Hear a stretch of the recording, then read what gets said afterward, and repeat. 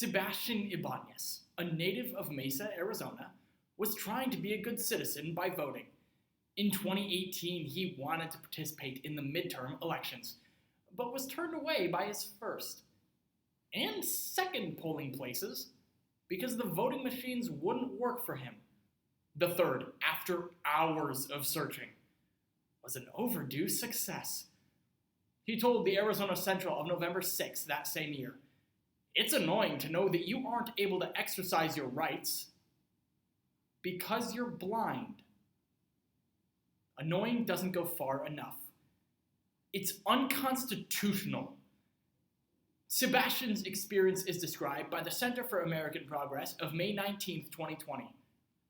During the 2016 and 2018 elections, over 60% of polling places were inaccessible to disabled voters.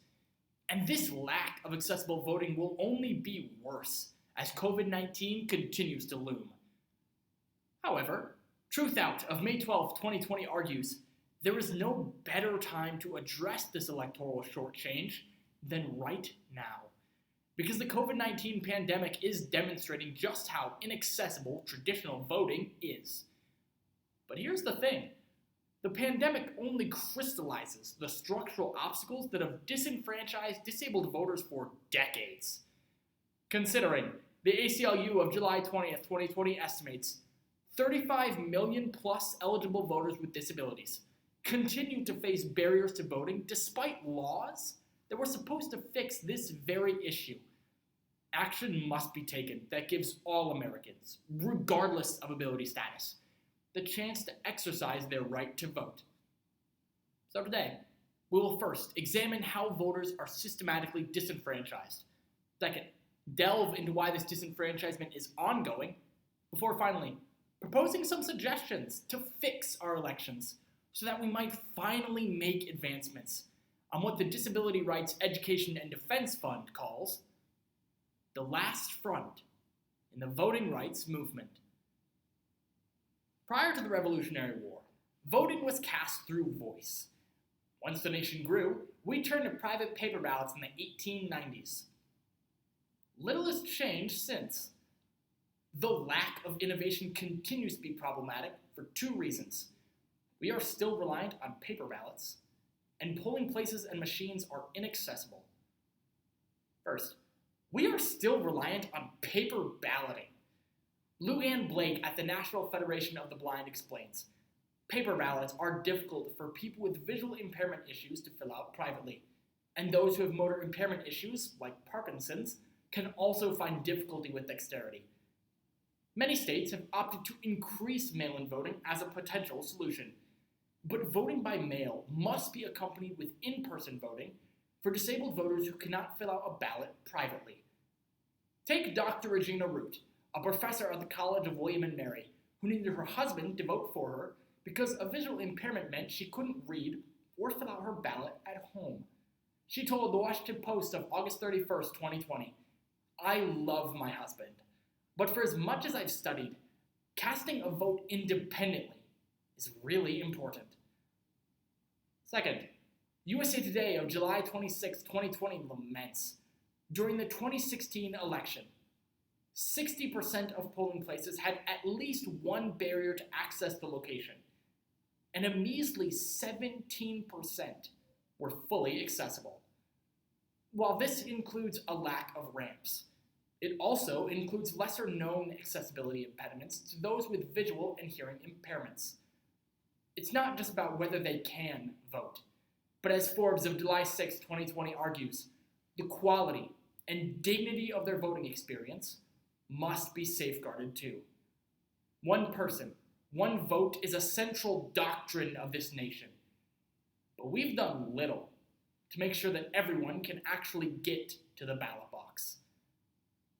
The Americans with Disabilities Act was passed 30 years ago and was hailed as revolutionary. But as any 30-year-old will tell you, 30 years means you're old. The ADA is promising, but hasn't overcome two key continued obstacles to accessible voting: security concerns, and accessibility is demonized as unnecessary. First, the overemphasis on security. The Washington Post of March 3rd, 2020 informs that the US actually makes virtual voting possible for Americans overseas and military personnel. However, this system, which is far more accessible, is dismissed as a security threat if it were implemented nationally. Dr. Juan Gilbert, an expert on election technology at the University of Florida, disagrees. You've actually weakened the security of an election by segregating voters, Gilbert said. It's very important to have universally designed tech for not only access, but security. Access and security are not mutually exclusive. Ultimately, the virtue of our election system is not merely that it is secure, but that it is open to everyone who chooses to vote. Second, accessibility is deemed unnecessary. According to the Washington Informer of August 12, 2020, the plan proposed by the NAACP and civil rights and disability groups calls for $3.6 billion to be allocated by Congress to assist with COVID and accessibility issues. For comparison, last year Americans spent over $4 billion playing fantasy football. Nonetheless, calls for funds are routinely disregarded as unnecessary. Even with recent rounds of COVID relief bills, Senator Chuck Schumer has shown a willingness to overlook voting access in favor of other priorities. While according to the WTOP News of August 14, 2020, the White House has declared calls for election support a fundamentally unserious ask. So here we are, with millions of voters with disabilities and decades of accumulated frustration, still demanding that their voting rights be taken seriously. Americans with disabilities comprise the largest minority group in the nation.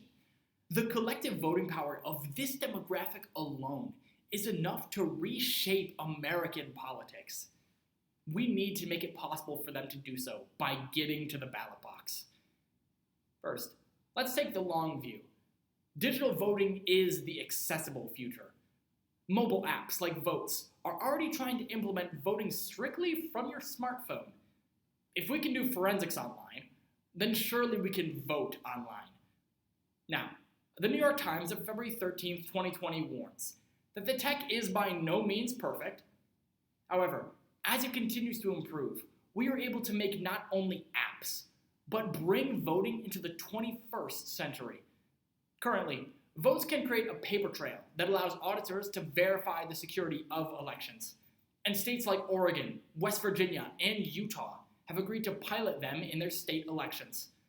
I have demo videos of how such an app would work, posted in the comments below.